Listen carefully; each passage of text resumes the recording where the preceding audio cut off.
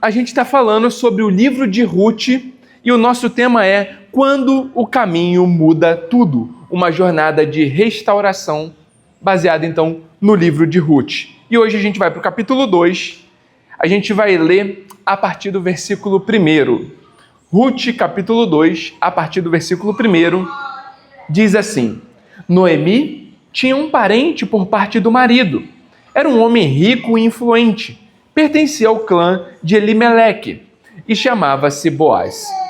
Ruth, a moabita, disse a Noemi: Vou recolher espigas no campo daquele que me permitir. Vá, minha filha, respondeu-lhe Noemi. Ela, então, foi e começou a recolher espigas atrás dos ceifeiros. Por acaso, entrou justamente na parte da plantação que pertencia a Boaz, que era do clã de Elimeleque. Naquele exato momento, Boaz chegou de Belém e saudou os ceifeiros. O Senhor esteja com vocês. Eles responderam: O Senhor te abençoe. Boaz perguntou ao capataz dos ceifeiros: A quem pertence aquela moça? O capataz respondeu: É uma moabita que voltou de Moabe com Noemi. Ela me pediu que a deixasse recolher e juntar espigas entre os feixes, após os ceifeiros. Ela chegou cedo e está de pé até agora. Só sentou-se um pouco no abrigo. Disse então Boaz a Ruth: Ouça bem, minha filha. Não vá colher noutra lavoura, nem se afaste daqui. Fique com as minhas servas. Preste atenção onde os homens estão ceifando e vá atrás das moças que vão colher. Darei ordem aos rapazes para que não toquem em você. Quando tiver sede, beba da água dos potes que os rapazes encheram. Ela se inclinou e, prostrada rosto em terra, exclamou: Porque achei favor aos seus olhos, a ponto de o Senhor se importar comigo, uma estrangeira? Boaz respondeu: Contaram-me tudo o que você tem feito por sua sogra. Depois que você perdeu o marido, como deixou seu pai, sua mãe e sua terra natal para viver com um povo que pouco conhecia. O Senhor lhe retribua o que você tem feito. Que você seja ricamente recompensada pelo Senhor, o Deus de Israel, sob cujas asas você veio buscar refúgio. Até aí.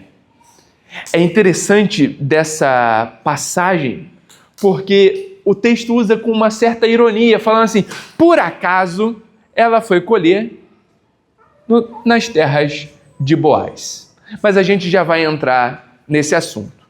Mas como a gente começou na semana passada, a gente vai continuar usando uma introdução para o livro de Ruth. Então vamos lá. A introdução do nosso tema, Quando o Caminho Muda Tudo, é o seguinte. O livro de Ruth começa com a frase: Nos dias que julgavam os juízes. Essa não é apenas uma marcação de tempo, é um diagnóstico de como o povo de Israel vivia. A Era dos Juízes foi um dos períodos mais sombrios da história de Israel, porque cada um fazia aquilo que queria, aquilo que vinha à telha. Cada um seguia o seu próprio coração, seguia as suas entranhas, seguia os seus desejos pessoais. Era um ciclo vicioso de pecado, opressão e um clamor desesperado.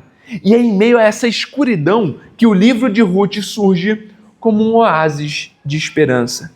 Porque esse livro tira o foco das batalhas e dos heróis falhos para mostrar uma história íntima de perdas devastadoras e de fé silenciosa. Uma história sobre família que, fugindo da fome, na casa do pão, que é o significado de Belém, encontra a tragédia numa terra estrangeira. Mas por que essa pequena história, focada em viúvas, duas viúvas, por que essa história é tão, a gente pode dizer assim, corriqueira e simples, para alguns até simplória, por que ela está na Bíblia? Eu creio que o autor deixou pelo menos 3 grandes tópicos para esse livro. O primeiro é da providência soberana de Deus, porque apesar do nome de Deus aparecer poucas vezes, a gente vê Deus orquestrando a história. Deus conduzindo a história de Ruth para revelar a sua glória, para revelar o seu poder, para revelar a sua bondade. Segundo, nós vemos o plano de redenção, porque o livro apresenta uma figura, que é a figura do Goel, um parente resgatador, aquele que tinha responsabilidade de resgatar a terra, a família e o nome de um parente em necessidade. E é interessante aqui, e a gente vai ver isso mais para frente, nos próximos capítulos de Ruth, é que existe um contraste entre o primeiro resgatador e o segundo resgatador. O primeiro resgatador, o livro de Ruth não lhe dá um nome. Sabe por quê? Ele tinha toda a possibilidade e recurso suficiente para resgatar a terra. Mas ele não faz porque ele quer que o seu nome seja conhecido. E ao resgatar Ruth, ele deveria dar o nome ao marido de Ruth que faleceu. Porque aquele que casa com uma viúva, os descendentes dele não são dele, mas são do falecido. Então, por querer ter o seu nome conhecido na história, ele não pega as terras e ele não se casa com Ruth. É interessante porque a Bíblia não lhe dá um nome, porque esse era o desejo dele, e faz com que o seu nome não apareça. Em contrapartida, Boaz, que em nenhum momento ele é alguém que está pensando em si mesmo, mas ele é alguém que está se esvaziando, está casando com uma estrangeira, que está abrindo mão do seu legado de deixar uma descendência. Ele tem o seu nome conhecido e ele passa a ser, pelas Escrituras, uma tipificação do próprio Cristo, o nosso Goel, o nosso resgatador. Mas se você for analisar a história de Boaz, você vai perceber que ele faz isso porque ele aprendeu desde a tenra infância a não se importar com a aparência, a não se importar com o que o mundo diz a respeito das pessoas.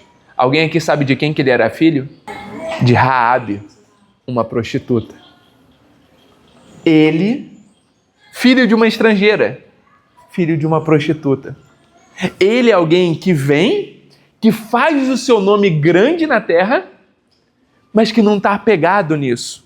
Ele tem recursos financeiros, uma proeminência social, um status social, mas em nenhum momento ele se apega a essas coisas. Pelo contrário, ele pensa no cuidado de Ruth e de Noemi. E o seu nome aparece nas Escrituras como um ascendente do próprio Cristo. Olha que interessante isso. E por fim, a amplitude da graça. Essa não é apenas uma história judaica, é uma história de Ruth, uma moabita, uma estrangeira, que é enxertada no povo de Deus e na linhagem do Messias. É um testemunho de que a graça de Deus rompe barreiras étnicas, culturais e sociais. E é com essa lente, a escuridão de Juízes e a luz da providência e da promessa de um resgatador, é que a gente olha hoje para o livro de Ruth. O tema é a paralisia da página em branco. Quando você não sabe o que fazer, quando você não sabe para onde ir, quando você não sabe qual passo dar. Na semana passada a gente falou um pouco sobre a dor de Noemi. Vimos como a vida pode, de uma hora para outra, se transformar num desvio cheio de perdas e incertezas.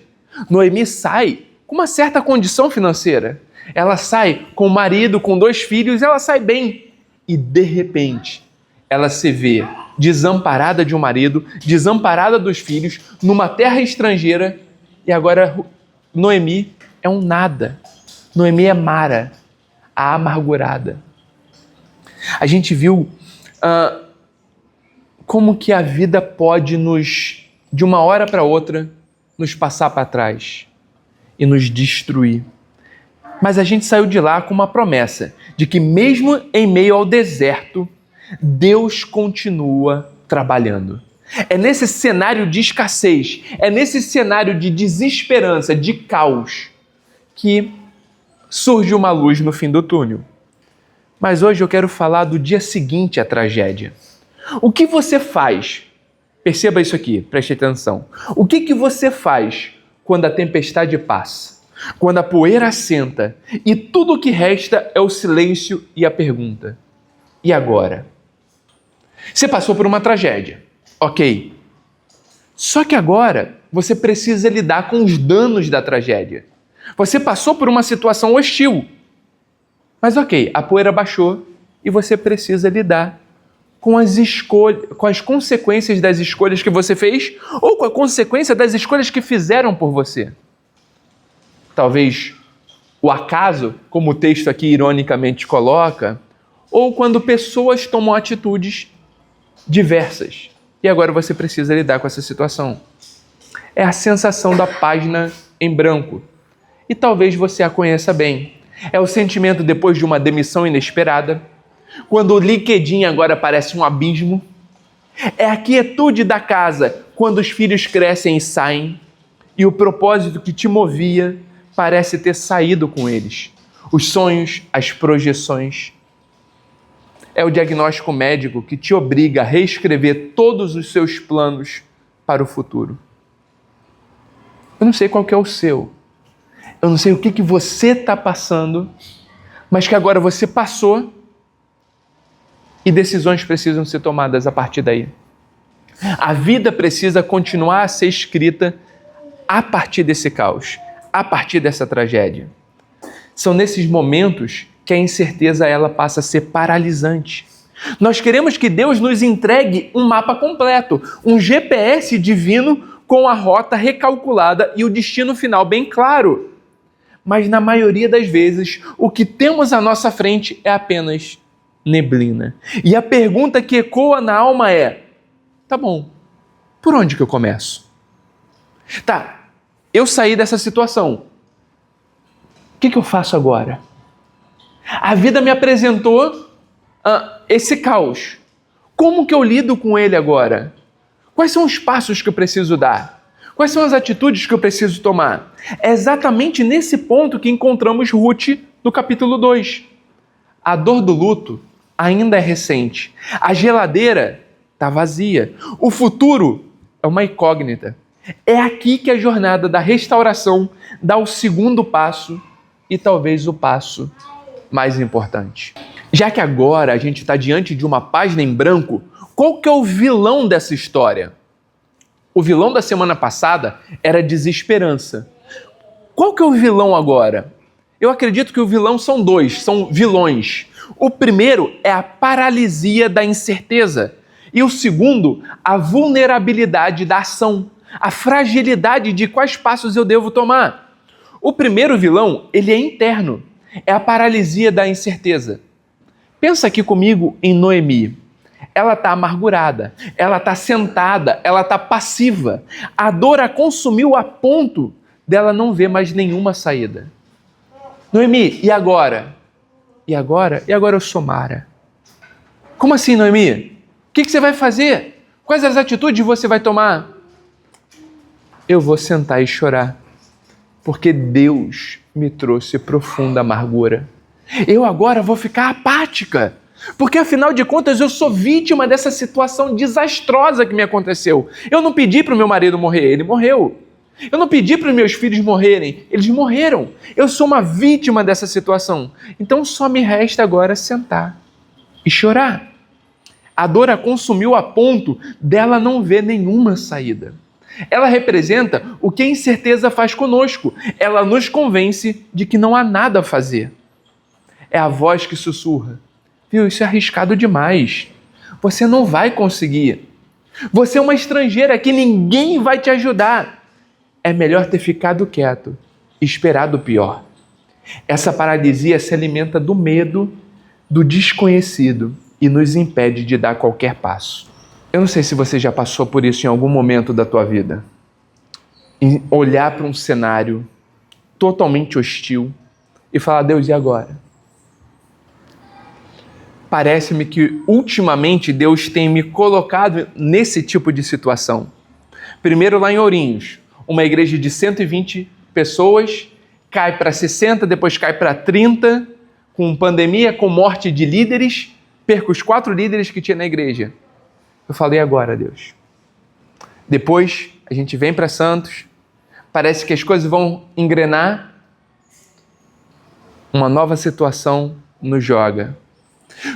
Aí, precisa fazer Uber, precisa refazer a vida. Deus abre portas, surge uma plantação. De repente, em algumas situações, a igreja dá uma estagnada. E agora? Parece que essa página em branco, ela pode gerar paralisia. O que a gente vai fazer? Qual passo a gente vai dar? Esse pode ser um inimigo interno. O que fazer? Fico apático? Será que Deus está nisso? Será que Deus não está? Quais são os passos que precisamos dar? Mas o segundo vilão é a vulnerabilidade da ação. Porque Ruth, por outro lado, ela deseja agir. Mas olha a realidade dela. É uma viúva, pobre, estrangeira. Uma moabita que tem um histórico de conflito com o povo de Israel. Esse povo vivia em guerra. E detalhe, ela é mulher. Não na era do feminismo. Ela é mulher numa era que os homens contavam os seus escravos, os seus animais e as suas mulheres. Tudo no mesmo balaio. Tudo era sua posse.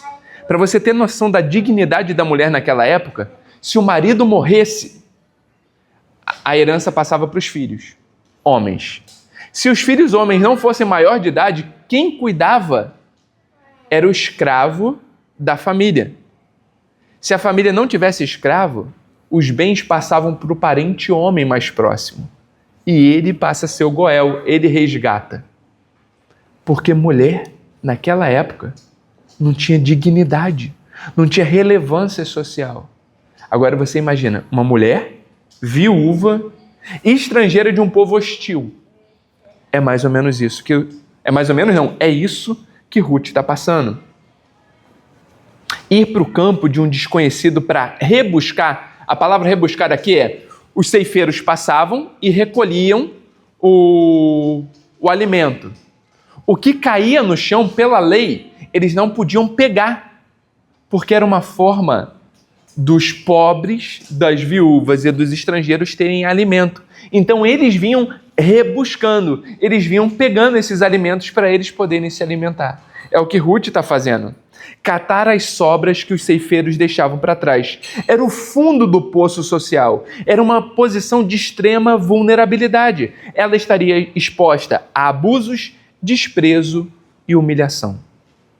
Muitas vezes, o primeiro passo que Deus nos pede para dar em fé não é algo nem grandioso, nem heróico. É um passo de humildade que nos torna vulneráveis. É pedir ajuda depois de sempre ter sido a pessoa que ajuda.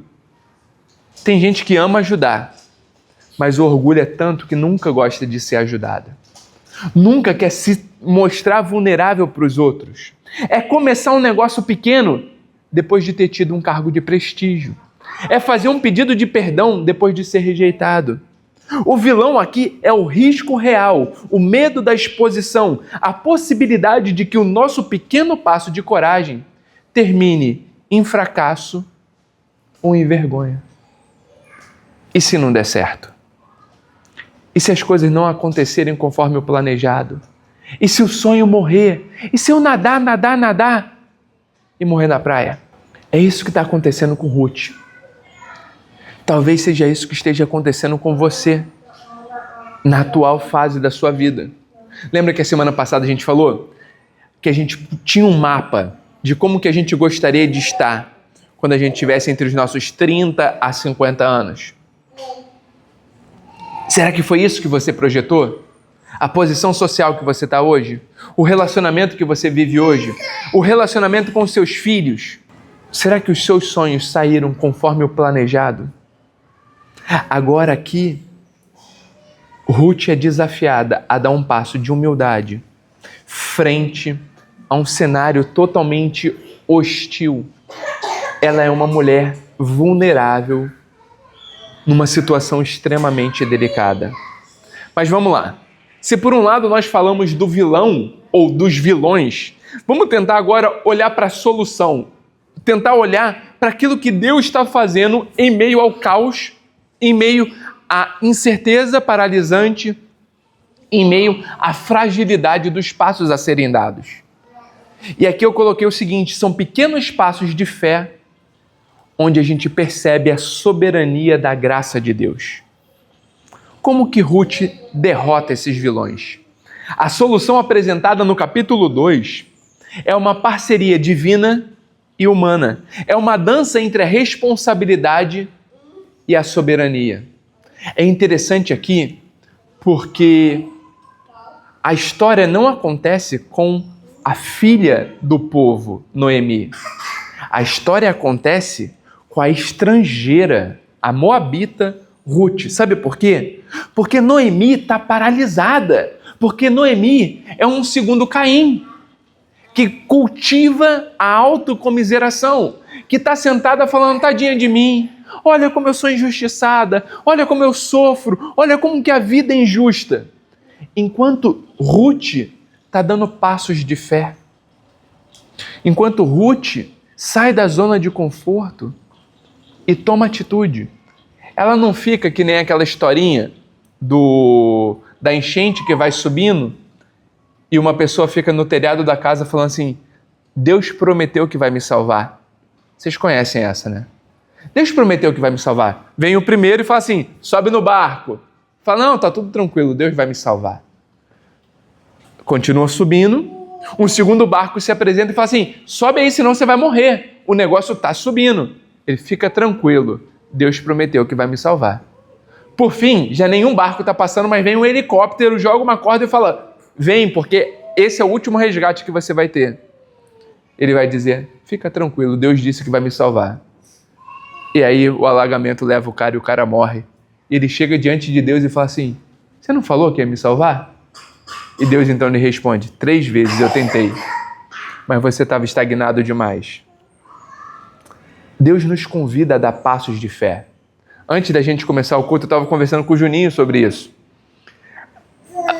A gente tem a nossa responsabilidade. A gente não precisa ficar numa oração apática, falando assim, Deus, o Senhor está no controle, então não preciso fazer nada. Não, tem a responsabilidade humana, os passos que nós precisamos dar. Em contrapartida, Ruth se defronta com a soberania de Deus, cuidando e orientando ela, enquanto ela dava passos de fé. Tem uma música do Marcos Almeida que ele vai dizer, esperar é caminhar. A espera em Deus nunca é uma espera passiva e apática. É sempre uma caminhada segundo os princípios e valores do reino. A solução começa com um pequeno passo de fé, a iniciativa humilde de Ruth. Veja o versículo 2. Ruth, a moabita, disse a Noemi, deixa-me ir ao campo e apanhar espigas através daquele que me favorecer. Ela está falando assim, Noemi, eu não vou ficar sentada, senão a gente vai morrer. Então eu vou para o campo, eu vou trabalhar. O que eu posso fazer e o que a lei me permite fazer? É isso. Então eu vou. Alguém vai me ajudar. Ela não fica. Mas as pessoas nessa época estupram. Pessoas nessa época agem maldosamente, principalmente com uma estrangeira. Então, Noemi, vamos orar aqui e vai cair maná. Não, ela toma atitudes. Ela dá esses passos. Repare na simplicidade do plano dela. Ela não diz assim, vou encontrar um marido rico que vai nos salvar. Ela também não diz, vou montar um plano de negócio para a gente sair da pobreza. Ela diz, deixa-me ir catar as sobras. Ela decide fazer a única coisa que estava ao seu alcance, baseada na própria lei de Deus, Levítico 19, 9 e 10, que garantia esse direito aos pobres. Deixa eu tentar ilustrar para a gente aqui. É como se alguém endividado e perdido decidisse não focar na montanha da dívida, mas em organizar a primeira gaveta de contas. É o casal que, em crise, não decide tentar resolver 20 anos de problemas conjugais numa noite, mas se compromete a ter 15 minutos de conversa honesta todos os dias. O primeiro passo de fé raramente é um salto gigante. É um passo obediente e humilde na direção que Deus já apontou. Esse é o convite de Deus pra gente. Quando a vida tá um caos, as pessoas ficam assim, não, eu vou tentar resolver tudo.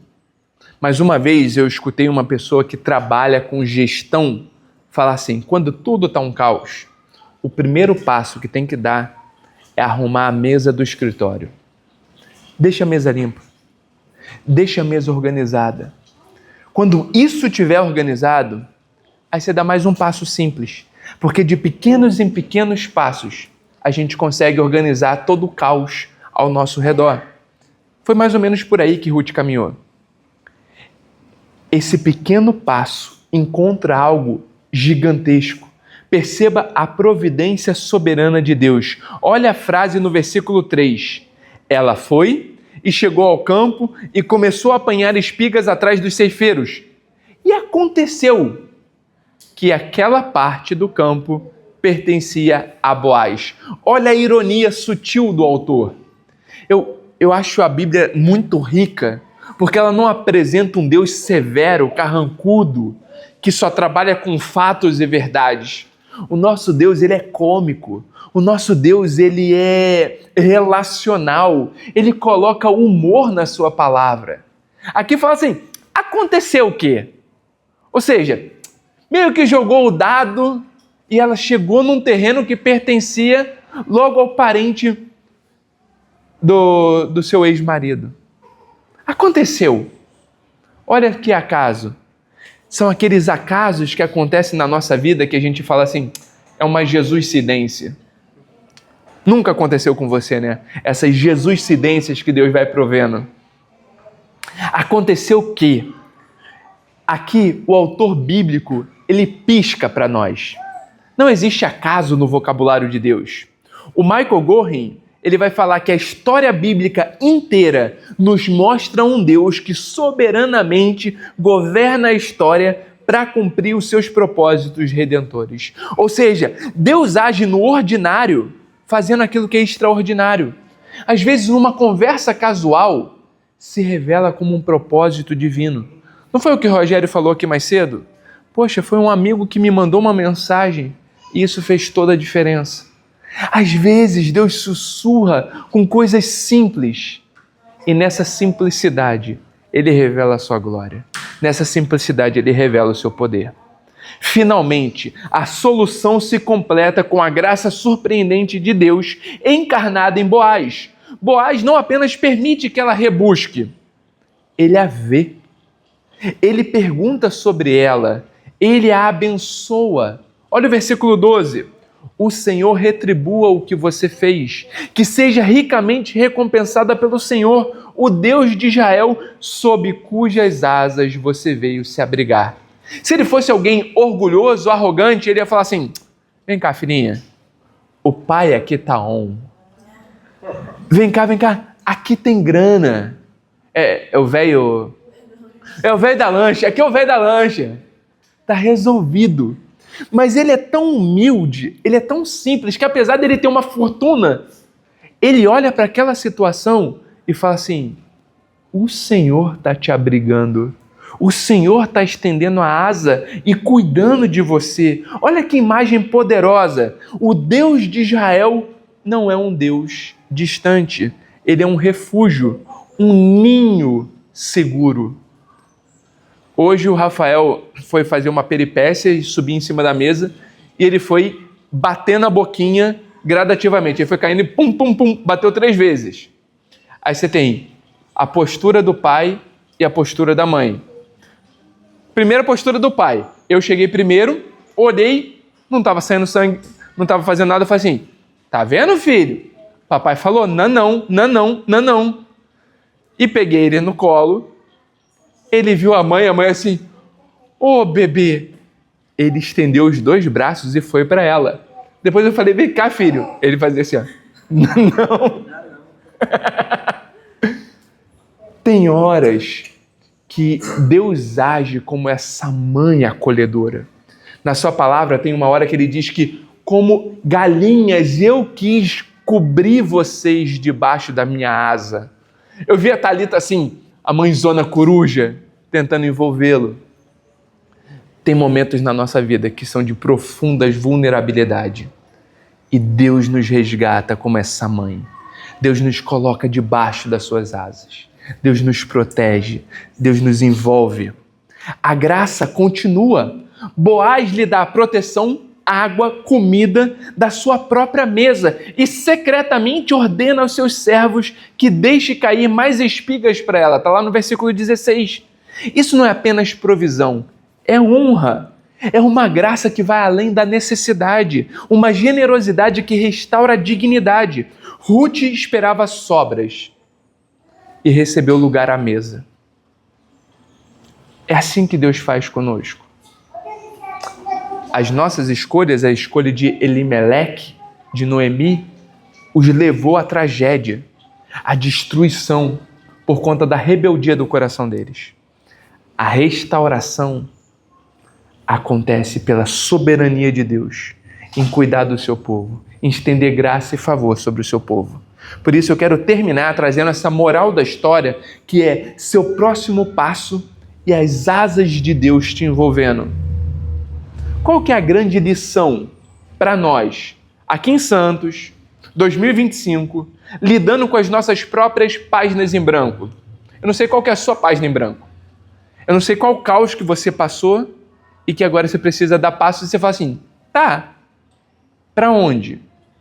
Porque tem momentos na nossa vida que a escolha é certa. Você fala assim, eu tenho que ir para cá. Mas tem hora que você olha e fala assim, tô em alto mar, não tem bússola, não tem nada. Qualquer lugar vale. Ou como diria o filósofo polonês Zygmunt Bauman, ele tinha uma ilustração que eu acho ela muito válida. A pós-modernidade é como um homem andando de patins numa fina camada de gelo. Ele não sabe para onde ele vai. Ele só sabe que se ficar parado quebra e afunda. Então tem muita gente que está andando de patins para todos os lados. Uma hora está aqui, outra hora está ali, outra hora está acolá. Para onde eu vou? Não sei. Eu sei que se eu ficar parado eu quebro. Às vezes a vida se apresenta como uma página em branco. A moral da história é exatamente a ideia central daqui de hoje.